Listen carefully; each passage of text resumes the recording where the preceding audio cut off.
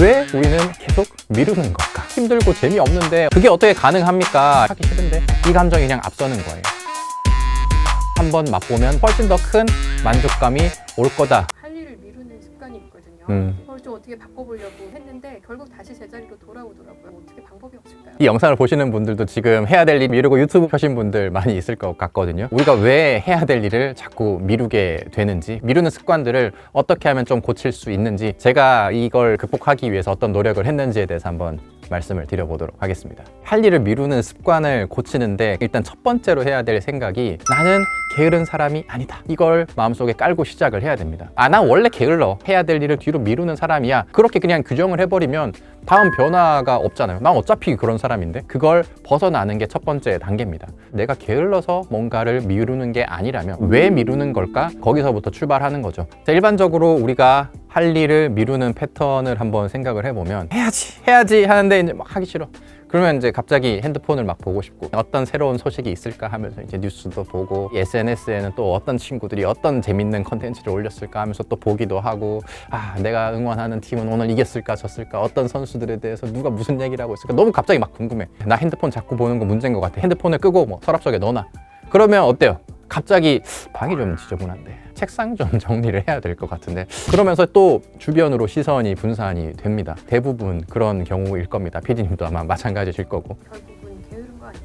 내가 정말 좋아하는 일이 눈앞에 있다고 생각을 해보죠. 그거는 미루지 않고 바로 하지 않나요? 내가 봐야 되는 공연이 있어. 그러면 그 시간에 맞춰서 어떻게든 가서 그 공연을 보실 거잖아요. 내가 응원하는 팀의 운동 경기가 있어. 계속 시계를 보면서 그 시간 되면 난 봐야 돼. 미루지 않잖아요. 우리는 누구나 미루지 않고 할 수 있는 능력을 갖고 있다는 거죠. 그런데 왜 우리는 해야 될 일 앞에서는 계속 미루는 걸까? 우리가 미루지 않고 하는 일들은 어때요?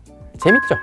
내가 하고 싶은 일이고 그 일 자체에서 재미와 흥미를 느낍니다. 그렇지만 우리가 미루는 일들은 보통 하기 싫고 재미없고 부담스럽고 그런 일들일 거예요. 휴대폰을 켜면서 계속 유혹에 넘어가는 이유가 이것들이 재밌어서가 아니라 내가 해야 될 일이 재미없기 때문에 도망가는 거거든요. 우리가 해야 되는 일을 미룰 때 그게 왜 재미가 없는지 그 원인을 먼저 파악해야 되거든요. 다양한 이유가 있겠지만 가장 재미없게 만드는 게 외적 동기, 외적 가치 이걸 추구하기 때문입니다. 그 일 자체가 아니라 완수하는 걸 통해서 뭔가 다른 외적인 보상을 기대하면서 어떤 일을 하는 것을 얘기를 하는데 운동을 합니까? 운동이 즐거운 게 아니라 살을 빼는 목표가 있고 그걸 위해서 운동을 하는 거죠. 공부를 하면 시험이라는 목표가 있고 그걸 위해서 공부를 한다는 거죠. 그 외적 동기가 우리가 하고자 하는 일들을 미루게 하는, 재미없게 느끼게 하는 가장 큰 요인입니다. 그런 외적 동기나 보상 같은 게 좀 있어야 더 재밌고 신나게 할 수 있는 거 아니에요? 그게 일반적인 시선이긴 합니다만 잘못돼 있다는 거예요. 성적을 받기 위해 공부해야지, 살 빼기 위해 운동해야지, 어떤 목표를 잡고 그 목표를 위해서 지금을 참고 인내해야지,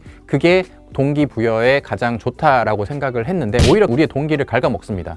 이 유명한 실험이 있는데 그림을 좋아하는 아이들을 모아서 두 그룹으로 나눴습니다. 첫 번째 그룹에는 그림을 완성하면 내가 선물을 줄게. 두 번째 그룹에서는 좋아하는 그림을 그려봐 라고 얘기를 했습니다. 다들 열심히 그림을 그렸습니다. 약속한 대로 보상을 줬고 쉬는 시간에 아이들이 뭘 하고 있느냐를 관찰을 했어요. 그런데 보상이 주어졌던 친구들은 쉬는 시간에 그림을 그리지 않았는데 반해서 보상이 목표가 아니었던 친구들은 쉬는 시간에 그냥 자기가 좋아하는 그림을 그리고 있었다는 거죠.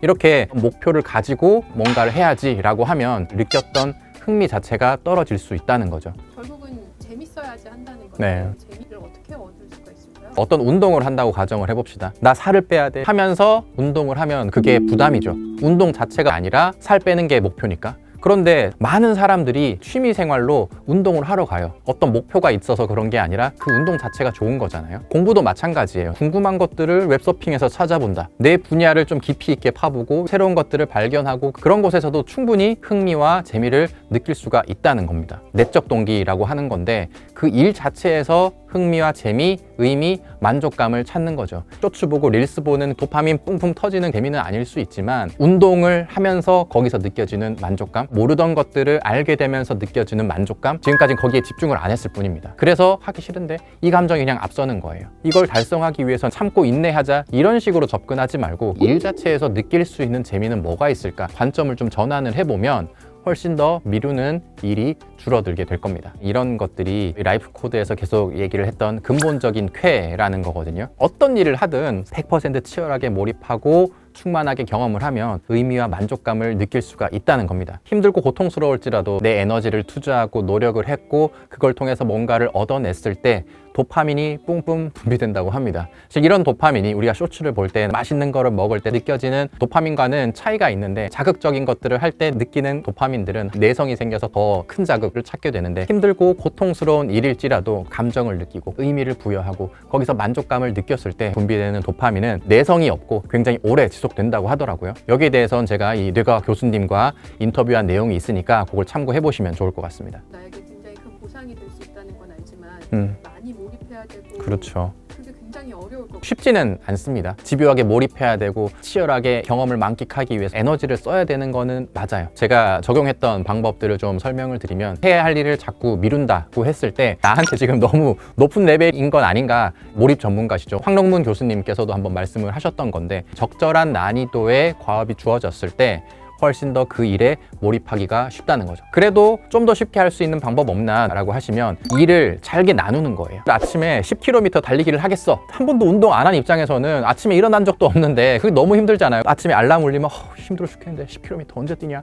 그렇게 될 수밖에 없거든요. 그걸 잘게 나누면, 일단 아침에 6시에 눈을 뜨기, 그런 다음에 이불 밖으로 나와서 앉기, 그 다음에 뭐 따뜻한 차 한 잔 마시기, 옷 갈아입기, 이렇게 단계를 세부적으로 나누면 그 단계까지 가기가 수월해지는 거죠. 공부를 할 때도 마찬가지입니다. 오늘 수학 문제 몇십 문제 풀겠어, 이게 아니라 일단 오늘 책상 앞에 앉아보자, 그 다음에 한 문제를 풀어보자, 이런 식으로 잘게 쪼개면 자연스럽게 난이도가 낮아지는 효과를 얻을 수가 있고, 반대로 이 난이도가 너무 낮거나 계속 반복돼서 지루한 일인 경우에도 쉽게 몰입하지 못하거나 일 자체에서 재미를 찾지 못하는 경우들이 많이 있을 거거든요. 이런 반복되는 일, 지루한 일을 해야만 하는 상황에서는 뭔가 변화를 찾기 위해 노력해보는 것도 좋은 방법입니다. 크게 두 가지로 나눠볼 수가 있을 텐데, 일을 하는 환경을 바꿔보는 거죠. 예를 들어서 매일 나는 집에서 공부를 했어. 그러면 오늘은 스터디 카페에 가봐야지. 그것도 지겨워. 그럼 카페에 한번 가봐야지. 이런 식으로 환경을 바꿔볼 수도 있는 거고, 달리기를 할 때 매일 같은 코스가 지겨우니까 다른 코스로 가볼까? 다른 방법으로 한번 해볼까?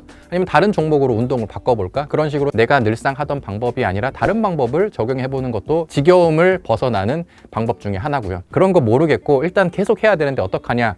그럴 때에는 그 안에서 어제와 달라지는 지점을 찾기 위해서 좀 노력을 하는 편입니다. 똑같은 수학 공부를 해도 어제 풀었던 문제와 오늘 풀었던 문제가 다를 거고, 똑같이 회사 업무를 해도 어제 편집하는 영상과 오늘 편집하는 영상은 다를 거잖아요. 하다못해 어제의 나와 오늘의 나는 어떤 차이가 있는지 차이를 좀 찾아보려고 노력을 하는 편이에요. 똑같이 반복되지만 새로운 것은 무엇인가를 한번 생각을 해본다면 주어진 일에 과거에 비해서는 훨씬 더 많은 만족감, 재미를 느낄 수가 있을 겁니다. 나의 게으름이 문제가 아니다. 여기서부터 시작을 하면 되는 건가요? 맞습니다. 내 천성이 문제가 아니다 라는 거에서 일단 시작을 하시고요. 어떤 것들을 달성하기 위해서 어쩔 수 없이 했던 건 아닌가, 이 일 자체에서 한번 재미를 느껴보자. 힘들고 재미없는데 그게 어떻게 가능합니까? 한번 맛보면 훨씬 더 큰 만족감이 올 거다 느껴보시면 해야 될 일을 미루는 빈도가 훨씬 더 줄어들게 될 거고, 어느새 누가 봐도 쟤는 어떻게 저렇게 할 일을 미루지 않고 척척 잘하지? 그런 사람으로 되어 있을 겁니다. 혹시 여러분들도 해야 할 일을 미루는 경험이 있었다면 오늘 설명드린 방법을 한번 잘 적용을 해보시고, 나는 이렇게 했더니 외적 가치를 버리고 내적인 가치에 좀 집중할 수 있고 재미를 느낄 수 있었다 경험이 있다면 남겨주시면 좋을 것 같습니다. 감사합니다.